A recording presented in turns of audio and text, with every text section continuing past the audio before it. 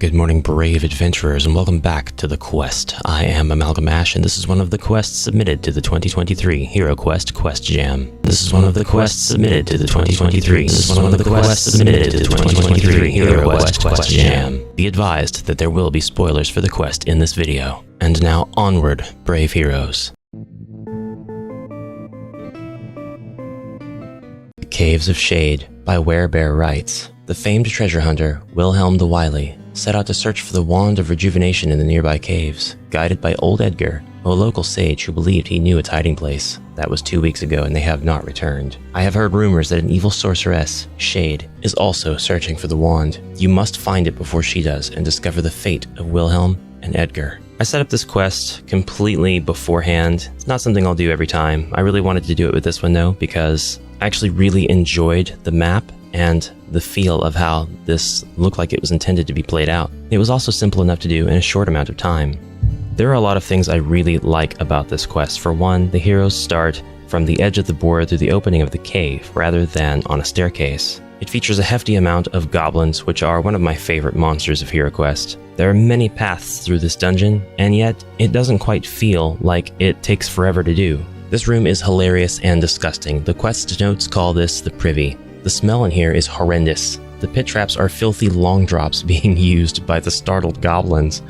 If the heroes spend more than 2 turns in the privy, 2 more goblins will enter. This guy is begging for the "This is Sparta" treatment. Quest note D tells us that this is the prison. Manacled in the first 2 cells are corpses. One is Wilhelm, but the other has been too badly beaten to be recognizable. In the last cell is old Edgar. However, this is really a doppelganger. The real one is the unrecognizable corpse. The doppelganger was imprisoned here and took on old Edgar's likeness and memories after killing him. It now wants to find the wand and can lead the heroes to it if needed. However, it will try to kill and replace one of the heroes if given a chance, such as if left alone with the hero for at least a turn. The doppelganger is a unique monster and has its own stats outlined in the quest notes. Early on in the quest, this wall is actually illusory and can be moved through if searched. This leads us to the Wand Room. The secret door may only be opened by deciphering the elven script upon the wall. Roll equal or less than the hero's mind points. The elf only needs to roll 1d6, as they are familiar with elven script. The Wand of Rejuvenation can be found in the treasure chest. More exploration of this dungeon finds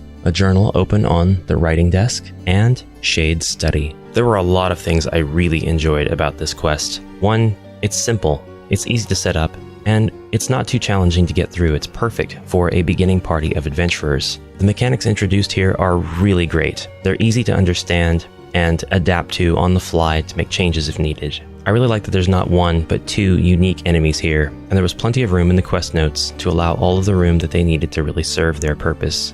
This next quest is not for the faint of heart, and by faint of heart, I mean magic users. In fact, it's pretty brutal. Brutal, as in, the only way to tackle this might very well be to brute force your way through the whole thing. This is Disempowered by Jacob Busby. It was a mistake to treat the threats of Bocage of the Stones, the goblin prophetess, quite so casually. She has used ancient magic to disenchant your best weapons, and now your artifacts are good for naught. Mentor tells you that the only way to recharge them is to travel to the sacred goblin standing stones atop Mudscrape Tor.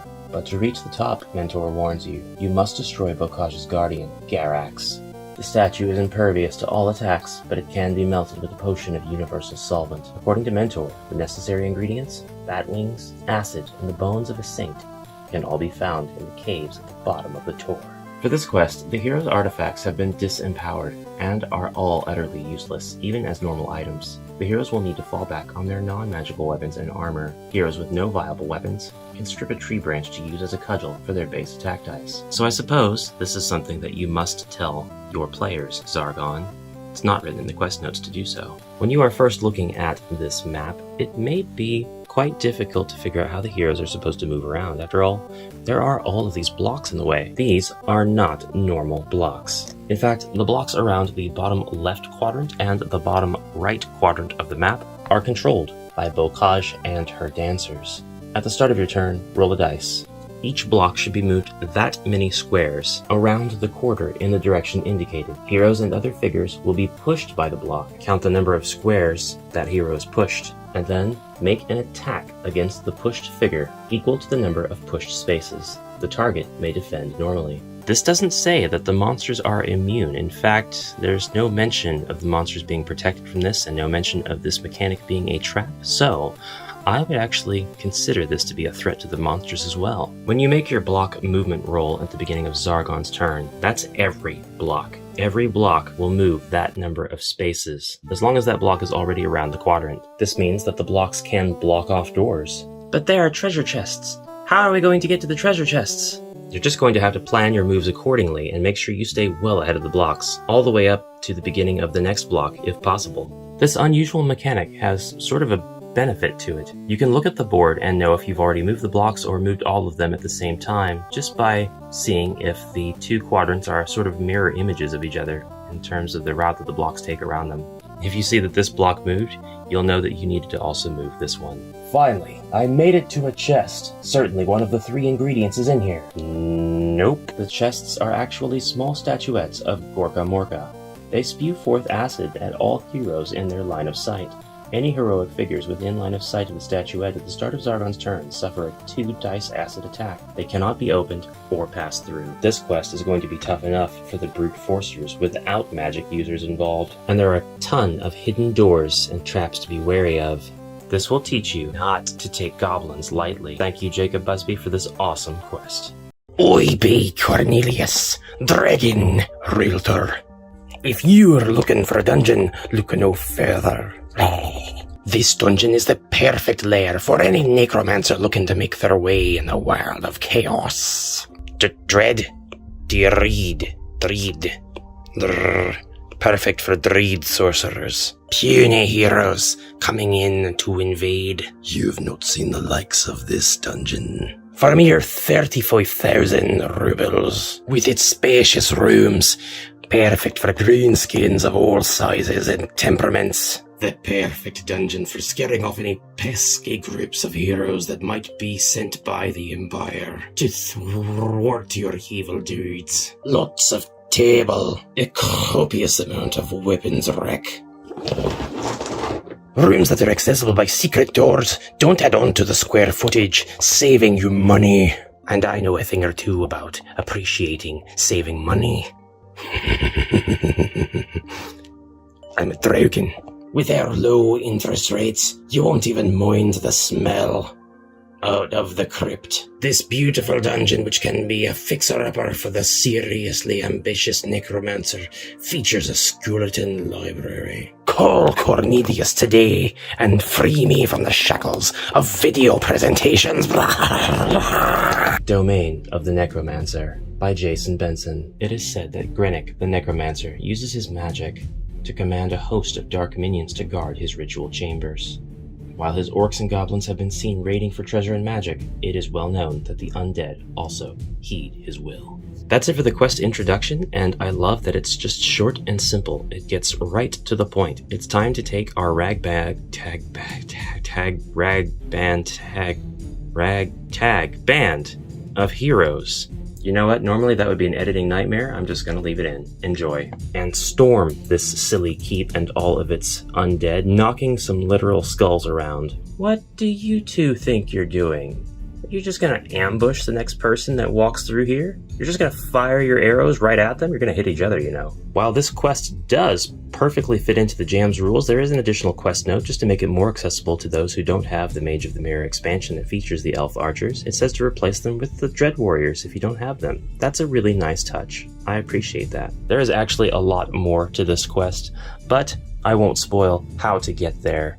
For now, I'll just say that this has all of the elements of a great classic quest, and thank you, Jason Benson, for this awesome quest.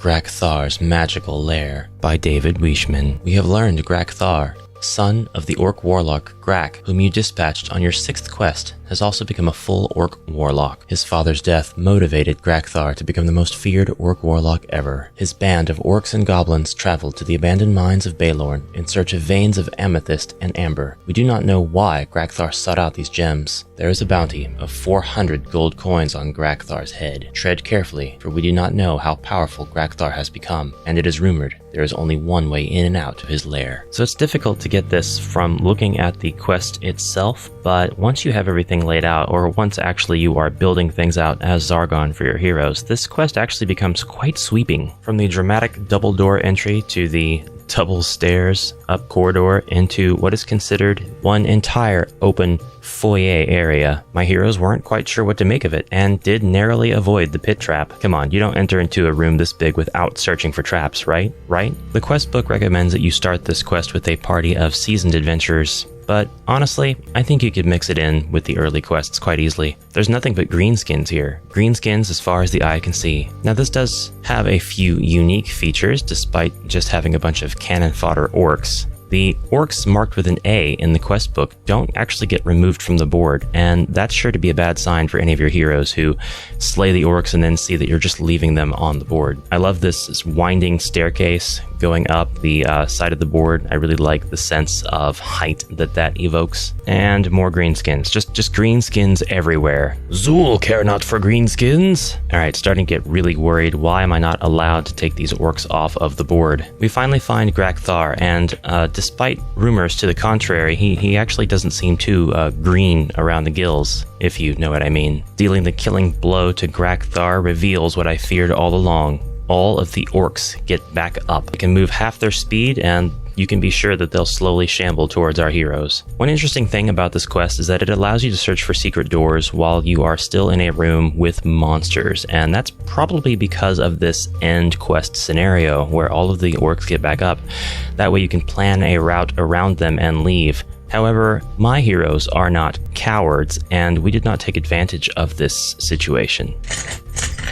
Instead, it was greenskin slaughtering time, and all of the orcs eventually relented, being that they died twice now. There are a couple of rooms in the southeastern chambers, however, they are completely inaccessible, unfortunately. Our heroes are going to be leaving a positive review of Grak-Thar's magical lair. 10 out of 10 would eat here again. Gremlins of Mogwall by Kyle Butterfield. Your last encounter was fortunate, hero. Dispatch you intercepted indicated that Zargon has summoned 4 of his top gremlin chieftains for a secret meeting. It has brought you here to Mogwall Tower on the edge of the frozen north. The missive didn't divulge any other information. You have climbed one of the tower's 4 separate turrets. To gain access to the chambers within, you must search for any additional information from this meeting. Confront and kill at least 2 of the gremlin chieftains in order to learn of their dark plans and slow down their advance from the frozen north into our unsettled lands. The information will be vital for further campaigns against the dread forces of Zargon. This is a solo quest for the rogue. You can actually enter from one of 4 different windows, 4 separate towers, and I thought that idea was extremely clever. I decided to go for the southwest window. I'm using one of my kit-bashed homebrew figurines for the rogue in this classic setting. My first surprise is a few undead, which I dispatch fairly easily.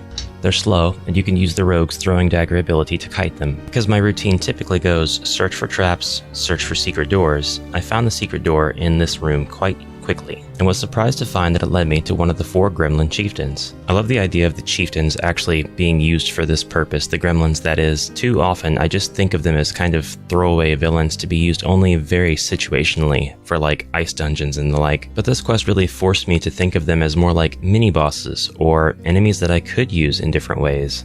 It gave them some personality that I didn't find when playing the Frozen Horror. I took out the gremlin named Stray Pig before he had a chance to use his chaos spell, Escape, and immediately suffered damage from opening a trapped treasure chest. I took out the goblin and the skeleton and made my way into the corridor. The mercenary wasn't too big of a deal, but I know better than to enter the center room this early on.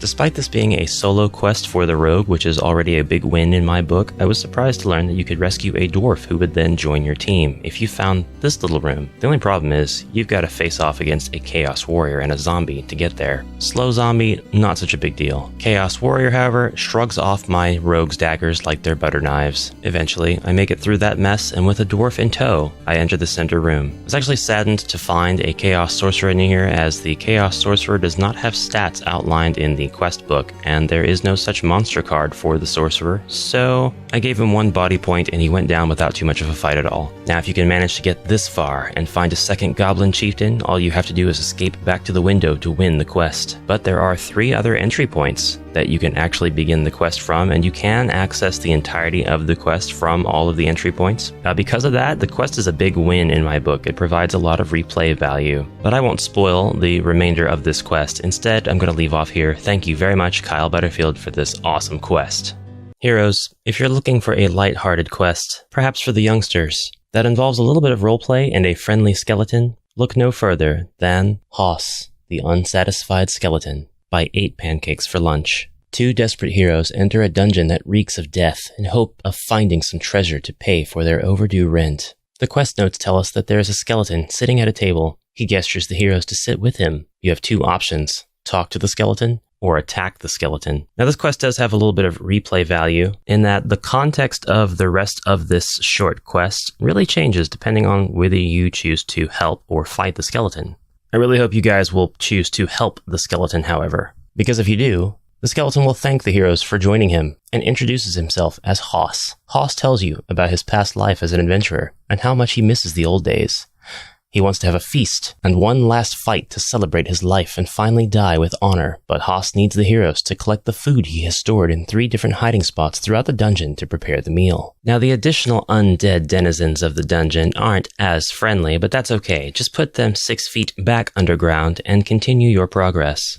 If playing a quest where finding bottles of wine, rancid fruit, and rotten vegetables was on your bucket list, you can check that box off now. You even get to bring the ingredients to a location in the dungeon in order to prepare the meal. What happens next may surprise you, but it's worth playing the dungeon to find out. But don't forget to search the rooms for treasure. You might be surprised who the wandering monster is. So I do hope you enjoy, and thank you very much to 8 Pancakes for Lunch for this awesome quest. In Search of the Missing Men by Brinch90. Men of a nearby village have been seen, wandering towards an old crypt at night, not to be seen again. Those men who are left is but a few, and they do not dare to adventure out at night. I have been reading old texts containing stories about a demonic creature known as a succubus. The demons appear in dreams, seducing men to their lair, and then, oh, how I dread to imagine what horrors a succubus is capable of. If these stories are accurate, we are all in great danger. I fear that you may find unspeakable horror on this adventure, but the demon must be stopped, and the men must be brought back to town. The king will reward each hero with 30 gold coins for every missing man they bring back alive. You enter through the main gate of the crypt. Remember to not give in to temptation, and don't fall asleep. Yes, Mentor, I'm sure you do dread to imagine what horrors a succubus is capable of. I'm sure you do. The start of this quest was actually a bit confusing because there is a staircase on the map and there's a main gate, as I would call it, but I wasn't actually sure where I was supposed to start, because to me, what's the point of the staircase other than to exit or enter a quest if there's not a defined door? The door, however, does have an arrow pointing to it in the map for the quest, so I do believe it is the exit for the quest. If I'm wrong, oh well. There are 2 paths right away when you search for secret doors from the stair room. One of these will lead you to the boss. The other is the one that I took. It's got a few bad guys, a couple of skirmishes that aren't too difficult, but other than a secret door near a bookcase, there really wasn't anything to find on this side of the dungeon. It was when I pursued the second path that my true test would begin. Whoops, there I go using an iron door for a closed wooden door. Now this room is pretty curious. You must pass through it in order to finish the critical path of the quest. But the quest notes say, if the first hero entering this room is male, the hero hears a seducing voice and has succumbed to the succubus magic. The hero rolls the red movement dice equal to his mind points. If no 6 is rolled, the hero disappears. Now this is precisely the challenge that I like to see at the end of a HeroQuest quest. 4 undead, a chaos warrior, and a succubus. That's right, the succubus is represented by the gargoyle. And look at those luscious curves. Those stony wings. This gargoyle is ready to be a girl boss. And whip your heroes into shape. That was not fun. That was exhausting. I do not consider that a night of pleasure. Perhaps I need to go out and become a little more cultured. Oh boy, exhausting. I'm gonna need a sandwich. What I particularly like about this quest is at the end of every turn, Zargon gets to draw a card from the treasure deck. And if that card is a wandering monster, Zargon gets to place the wandering monster. That is a super simple way to handle the dead space between hero turns when there are no monsters on the board, and it actually does help liven up the northwestern quadrant activities. That wandering monster is a skeleton for anybody interested. And this is important because the finishing off of the monsters in this room do not represent the true end of the quest. There is still more to do, and a very familiar challenge as you rescue hostages to bring to the exit of the dungeon. So thank you, Brinch90, for this amazing quest. Incantation and Infiltration by Rob Maurer. As a wizard master, you never saw much threat in Morcus Bile. You considered him to be a minor dread sorcerer of little consequence. But now a legion of foul creatures has started gushing from his stronghold, and your reputation for accurate threat assessment is in jeopardy. You must infiltrate his domain and end his life. His magically animated army will instantly crumble to dust. This is a solo quest for the wizard. The wizard player wins as soon as Morcus Bile is killed. The Zargon player wins as soon as the wizard is killed. The wizard begins this quest with the Wand of Magic, Wizard's Staff, and Wizard's Cloak, as well as all fire, water, earth, and air spells.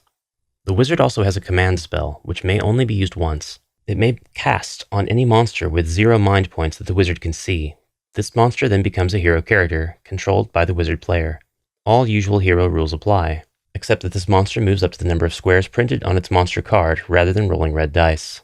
Also, the wizard-controlled monster may move past enemy monsters, and it may not be attacked by an enemy monster unless it has attacked that enemy first. The wizard-controlled monster rolls white shields to defend, blocks the movement of enemy monsters, and can open doors and reveal the contents of rooms. The wizard also has a Pansophy spell, which may only be used once. When this spell is cast, the Zargon player must show this quest sheet to the wizard player for a short time. And that might answer the question, or help to answer the question, what is harder, the Frozen Horror or wizard solo quests? Well, the answer may very well be designing a wizard solo quest is harder than playing the Frozen Horror or any other wizard solo quest, because a lot of considerations have to be made for our wizard friend. I think that a lot of really great compromises were made here, including giving the wizard all 4 spell groups as well as 2 additional bonus spells that can be used once. The command spell could really turn the tide of this entire quest. Just think about it. As soon as the wizard has a chance to take control of a 0 mind point monster, he can hang back, and that 0 mind point monster can go wherever they want, completely safe from being attacked by the other monsters, unless the 0 mind point monster, hero, wizard, controlled player character, that's a mouthful, goes first and attacks one of them. When I saw the map for this quest and looked at all of the monsters, I thought there's no way to win. There's 0 ways to win. But you can actually cheese this if you take advantage of the command spell. Because your wizard gets the staff, he can attack diagonally. And because your controlled monster can block other monsters, you can attack through the doorway. You don't even have to worry about your hero, like a barbarian, getting attacked by the monsters that are trying to get through the doorway. You're basically invincible this way. Now, that only works if Zargon is continuously pushing monsters at you and falling for the same trick over and over again, which is likely to not be the case. But combine that with all of the ranged spells that you get from all 4 spell groups, and you actually have a shot at winning this. Not to mention, you start with the most leveled up version of the wizard that the base game can offer. You get the Wand of Magic, the Wizard's Staff, and the Wizard's Cloak. The only way you could improve on this is by, bracers, if you're one of those players. You took everything from me. I don't even know who you are. There are 2 real challenges, one of them being the Chaos Warrior here in the hallway, the other being a freaking gargoyle in the next to last room of the entire board. Not even really a room, but a very short corridor that leads into the Dread Wizard's chambers. But with only 1 body point, this guy could go down, and fast, crumbling all of the monsters in the dungeon to dust. While I am loath to play most designed solo wizard quests, this is the first one that I've actually encountered for this jam so far, and I have to say, I do want to play this. So thank you very much, Rob, for this awesome quest. Jammin by Jason Kerner. Awaking from a dazed slumber, dim light cascades through the bars of the door, illuminating a bare and empty room. Our heroes discover themselves in a strange and unfamiliar surroundings. The stiffness of awakening on the stone floor slowly fades, giving way to a mixture of memories from the night before lingering in their minds. Your party, gathered around a campfire, sharing rations and jam. What was in the jam? Fading in like a hazy dream of shadowy figures, only 2 words stand out. Grab them. Stumbling to their senses, the heroes suddenly realize all of their gear is gone. The hero with no weapons or armor rolls 1 die to attack and 2 dice to defend. This is also the room where the heroes will start this quest. Searching the room, the characters will notice the door seems rather weak. If attacked, it has only 1 health and does not defend. This is something that I would be sure to clue the heroes in on as Zargon, because attacking doors isn't really part of their wheelhouse, you know? Barbarian smash. Hey, good one, wizard. You've been practicing. Thanks. So at first, this quest may not seem like a big deal, but remember, your heroes don't have their starting gear. If it's an accomplished party of veterans, that could be rather alarming. They'll need to make sure that they search through all of the rooms. There are also plenty of traps to keep these heroes from meandering too far into this dungeon. Perhaps they can uncover the source of the jam.